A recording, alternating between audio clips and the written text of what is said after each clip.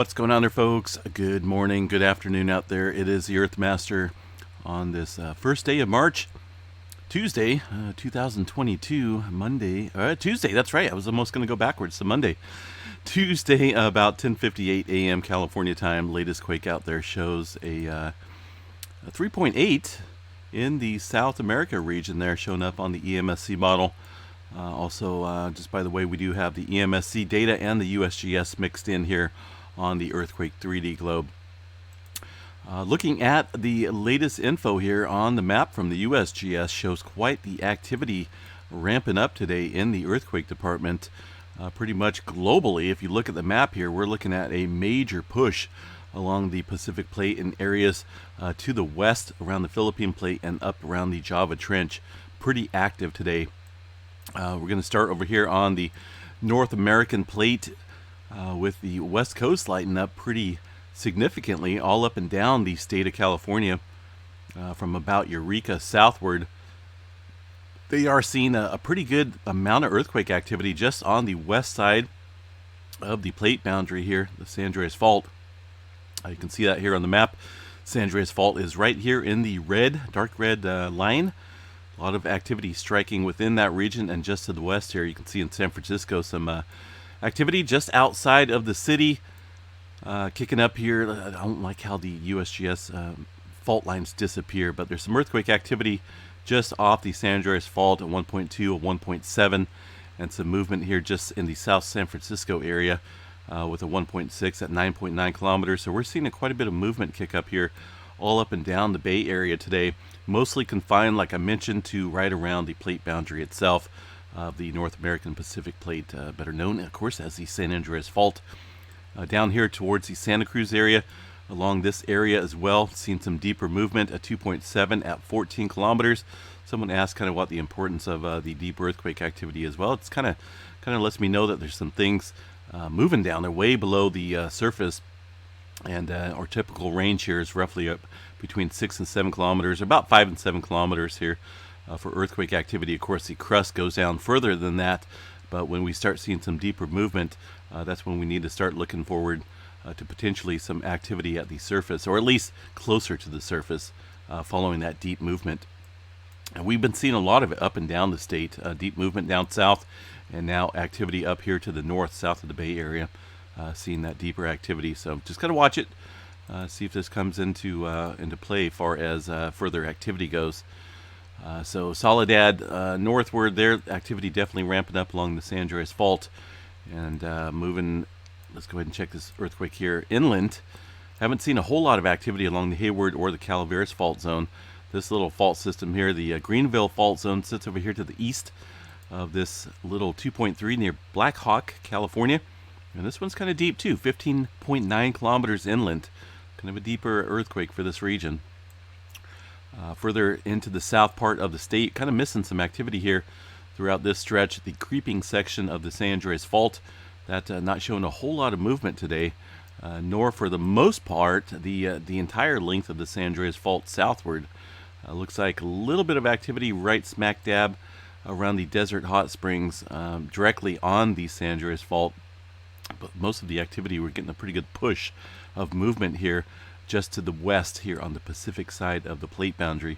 And specifically up here around the northern end of the San Jacinto Fault Zone, seeing a pretty good swarm of activity outside of San Bernardino, southward Loma Linda. All these areas showing some heightened earthquake activity today, and a lot of it lighting up within the last hour. So yeah, looking at just backing out of the map here, you can see a sufficient amount of earthquake movement today within this area of the state. And like I said, most of it confined here to the segments of the San Jacinto Fault Zone. Zooming in here, getting a little bit closer here to the area, we can see some of those earthquakes pretty deep. Some of it stretching down to about 15 kilometers or so, and some of it a little bit deeper, but it's all over the place. 21 kilometers there for that earthquake. 21.4. I kind of want to see if this has actually been reviewed or not. It is automatic status. I was going to say if this is a 21.4 depth, that's pretty deep. A little bit deeper than I would assume for this region. Of course, we had that, what was that, 4.0 that struck around the San Cayetano fault system here a few days ago. That one was, I believe, came in at about 25 kilometers deep, but it did get reassigned to about 19 kilometers deep, so a little bit more shallower. But yeah, kind of curious to see if they, what they do with these super deep ones, such as that one, the 21 kilometer deep earthquake there. See if they adjust that or not. But either way, activity definitely ramping up all over the West Coast into the Los Angeles area. Specifically, we're looking at movement somewhat deep as well, about 12 kilometers or so for some of this movement just offshore near Laguna Beach. Now, nothing really above the 2.5 threshold. Most of it coming in below that, and quite a few ones in the magnitude department. But overall, generally speaking, quite a bit of increase in activity. So here's that swarming area right around the San Cayetano fault zone. And there's a couple mixed in here. You got the Mission Ridge fault. There's a couple other smaller ones, Oak View, and there's even another one here. I know there is. Looks as though this fault system, or at least this movement here, is kind of shifting to the west a little bit, off of the San Cayetano fault, which kind of sits just over here to the east a little bit. Now, let me pull up the last 7 days of all magnitudes here. So if we're seeing a shift, we're seeing a shift of the earthquake swarm. Here is where the 4.0 struck here along the San Cayetano fault. I know that's the San Cayetano fault because I've seen it here on the map. It just ends right about here. But now we're working our way here to the west with a new swarm of activity right around, I want to see exactly where this is at. Mission Ridge fault system. It looks like Santa Ana section. But then again, there's a couple different ones around here. We'll check out the Mission Ridge fault system. I want to see exactly what is up with this fault system here through the Caltech website. Mission Ridge. We'll go down here. This is kind of a cool site to monitor when it comes to looking up specific fault systems down south in the area of Southern California. Mission Creek. Hold on a second here. Mission Ridge fault system. So this is the okay, hold on one second here, folks. Let's go back up here to the, it's going to be this fault system right here. There's a couple different names. Like I mentioned, there's fault systems all over the place in this specific area. The San Cayetano fault is a thrust faulting system, and that activity that's just striking to the west here by a couple miles is, like I said, on a completely different fault system, it looks like. Also, let me make sure my bells are turned off here. So let's look up the Arroyo. Probably slaughtered that one. Anyway, we got a left lateral with a varied vertical slip type of faulting here with this system. Length of about 70 kilometers. Most recent rupture 30,000 years ago. Ooh. Slip rate looks pretty minimal. With a question mark there, it looks like 0.37, so not a whole lot. Interval between major ruptures is 8,000 years, questionable. So if we're looking at last major rupture of 30,000 years, 30,000 years ago, and intervals guessing, even if they were to say 10,000 years or 15,000 years, we're still looking at maybe it's time for this thing to pop, because that's a lot of time passed between the last major rupture. Probable magnitudes for this area: 6.5, 7.3 magnitude.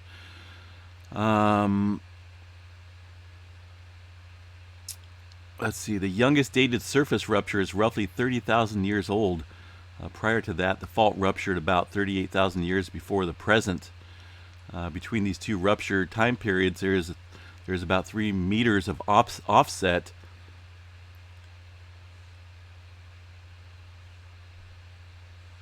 So it seems as though, looking at this data here, looks like we're looking at, I know there's quite a few fault systems down south that are, overdue, so to speak. But this one here looks majorly overdue. If these calculations here from the geologists are correct, So yeah, 6.5, 7.3 specifically could be possible with that 3 meter offset here within this region, and with that shifting of swarming going on there, the shifting from the San Cayetano fault system over to this fault system that we just looked at, the Mission Ridge fault system, the Arroyo section. Probably, just correct me if I'm wrong. We're looking at the possibility of that thing definitely popping here. Let's look at specifically the activity that's taken place here within most of this activity within the last day. So let's see what you got here. Ojai, right? I do know that. I think I can remember that. Ojai, California. Look at this deep earthquake activity, 15 kilometers deep in some of this area. Most of it is all over the place. Looking at potential of 1 down to 15 kilometers here within this swarming area in the Ojai, California area. So far, the latest appears to be a 2.9, at least as far as the largest earthquake sequence goes here in this cluster of swarms. So got to watch this area pretty closely here. I'm going to definitely be putting a watch out here for this area of California, just due not only to the migration now of the swarming, right, from the San Cayetano Fault, but we shifted way over here to the west with increased swarming in a totally different fault system just a couple miles away. So got to watch this area pretty closely. You know, it's been known, and a lot of people don't believe it, but fault systems nearby, if they're producing earthquake activity, can definitely have an adverse effect on nearby fault systems, near and far. In this case, near, when it comes to the San Cayetano Fault swarm that we've seen, and now areas to the west, the Lion Canyon Fault. If I remember right, they were saying all of this could be possibly connected as one whole fault, even though these are separately named. Let's check out the Lion Canyon Fault here. See what these folks are reporting on this Lion Canyon Fault. A length of only about 15 kilometers. It's a reverse type of faulting system. Most recent, okay, so somewhat of a recent period of earthquake activity. This is a south-dipping fault. The Lion Canyon Fault may act, or once have acted, as a link. Here we go, check this out, as a link between the fault system here, there where the swarming has taken place today, to the San Cayetano Fault, where we've seen the swarm activity kick up a few days ago. A zone of short, about 3 kilometers in the length there, just southwest of the western end of Lankan Fault. Hold on, I don't want to read all of this. There's a lot. Look at all these fault systems they want to throw in there as well. Just a lot of stuff. So if that is the case, if these three systems here are linked, the potential for the magnitude, I believe, goes up here in terms of not only accumulated stress, but the release of energy and the offset when these things go. So we've got to watch this area pretty closely here with this swarming kicking up. As far as communities go, in the area of Ventura sits just to the south of about 10 miles. So we get a 7.3 earthquake or so within this region. Definitely be shaking things up, no doubt, be felt throughout the Los Angeles area as well. But then again, like I said, if these fault systems here are somewhat all connected, and this Red Mountain Fault Zone, see, look at all these faults. It's just unbelievable, the amount of systems here. Let's check out this Red Mountain Fault and see what Red Mountain Fault system here. 15 kilometers. Everyone's like 15 kilometers or so. Let's see. Thrust faulting. There's another thrust fault here. Looks like slip rate between 0.4 and 1.5, so a little bit bigger accumulated stress there on this system. Uncertain on the major ruptures, but potential magnitudes just on this one, 6.0 to 6.8.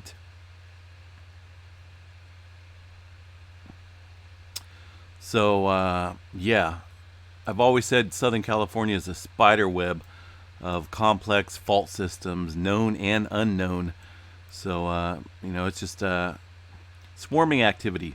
Prior swarming to the past couple days on a localized fault system nearby, and now a new swarm kicking up. Yeah, I would definitely be on guard.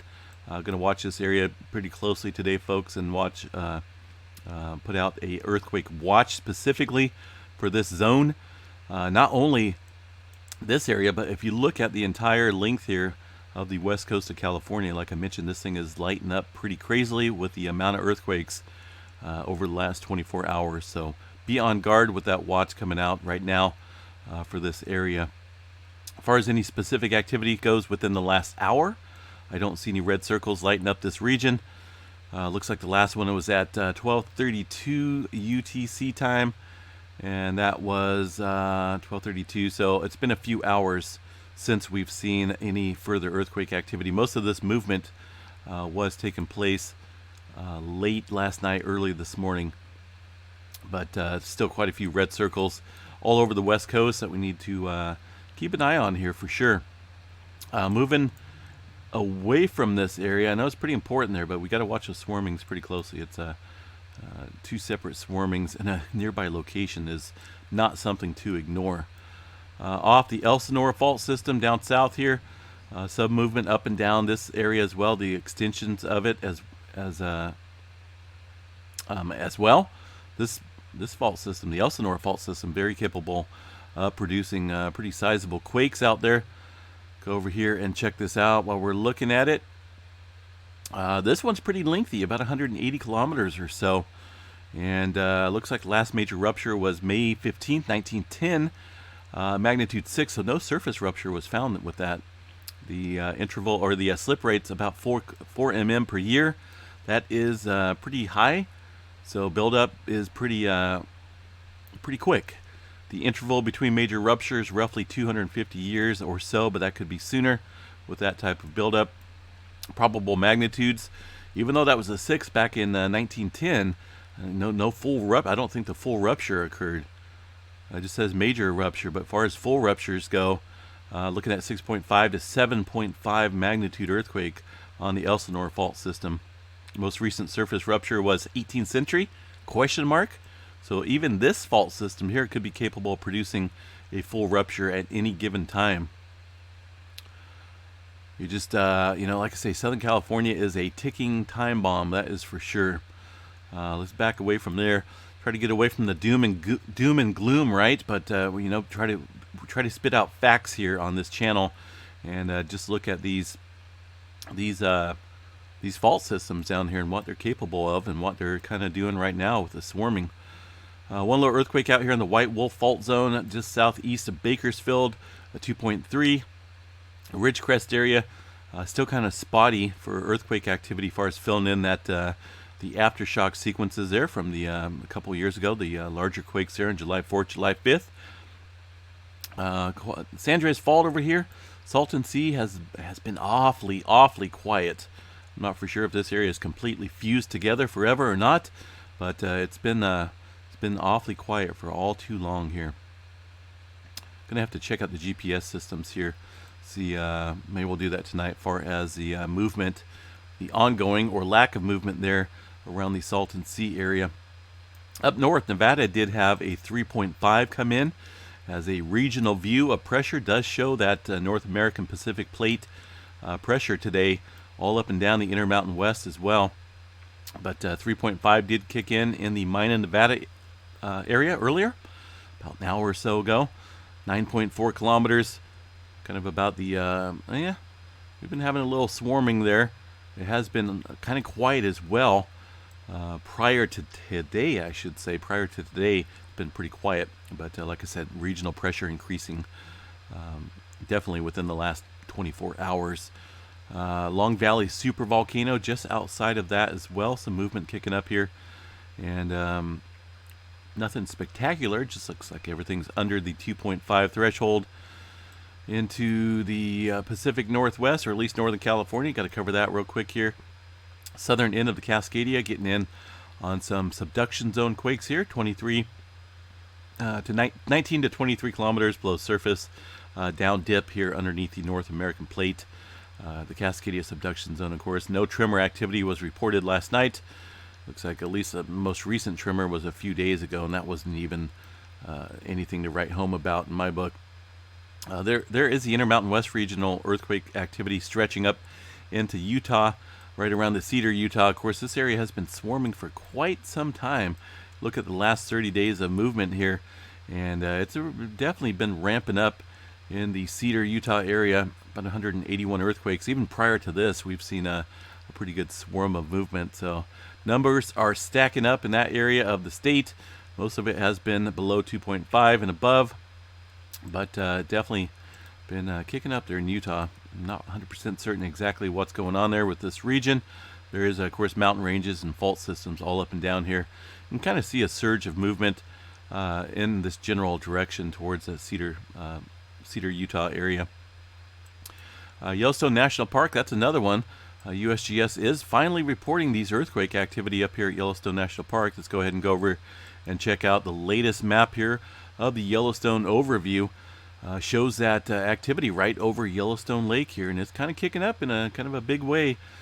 Quite a few earthquakes popping off here. Of course, USGS only listing the larger ones, which is not significant. Looks like the largest one so far, a couple ones. 1.1 appears to be the magic number there, with the current swarm kicking up there underneath Yellowstone Lake. But there's definitely a lot more activity than the 1.1s that you're seeing there on the seismograph. All these other spikes there are indicative of localized earthquake activity, and it's been pretty active overnight and this morning. That activity, of course, showing up on these local seismograph stations. Of course, if these were 2s or 3s, it would be showing up all over the park, but right now, low 1 magnitudes only showing up in the localized area. The rest of the park over here, I don't see really any individualized swarming to take note of. Looks like maybe a little bit here around the Madison River area, but overall, this area looks pretty quiet. Got to watch this region though pretty closely. Getting a little swarming activity going on there, and luckily, like I said, the USGS is reporting that. That's pretty cool. Down about 7 kilometers or so for these ones. What else we got? Idaho, a little bit of movement on the Sawtooth Fault area near Stanley. 2.8 and a 2.1 at the northern end of the Sawtooth Fault system. What do we got here in the Southern Plains? Here's some activity is going to be kicking up here pretty soon.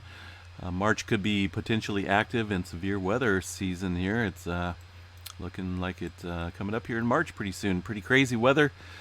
I don't know when I'm going to get out there, but we will see here soon. A little bit of activity near Medford, Oklahoma, out in the oil fields, and some activity in the Quinton, I believe it's Quinton, right? Chowder? There's a Quinton area right here in Oklahoma. Crowder. Did I say Chowder? Crowder, Oklahoma. Some movement up here around these mountain ranges. Let's see. Puerto Rico, some activity. South America, pretty quiet, at least here on the map. Look at this big push of movement here on the Pacific plate. Look at that activity really ramping up throughout the Indonesia area and around the Philippine plate. Look at the Tonga and the Fiji Islands area. We're getting some further deep movement. Of course, if you remember, we had some earthquakes here yesterday stretching down 600 kilometers below the surface. Today there's 2 more, 4.4, a couple 4s down there at about 581 and 536. So major deep movement has been taking place here over the past couple days, with some earthquake activity along the Kermadec Trench and the Tonga Trench there at relatively shallow depths there at about 10 kilometers by default. Quite a few 5s kicking off there in that area. And there's that forward push of earthquake activity and pressure. Papua New Guinea, Indonesia, quite a few 5s and thrown in a couple, or it's quite a few 4s and thrown in a couple 5s in there as well, it looks like. Up to the north, still seeing a little bit of swarming here off the coast of Japan along the Kuril Islands area, Kuril Kamchatka Trench. A couple 4s. This area has been kind of swarming, been kicking up here over the past couple days.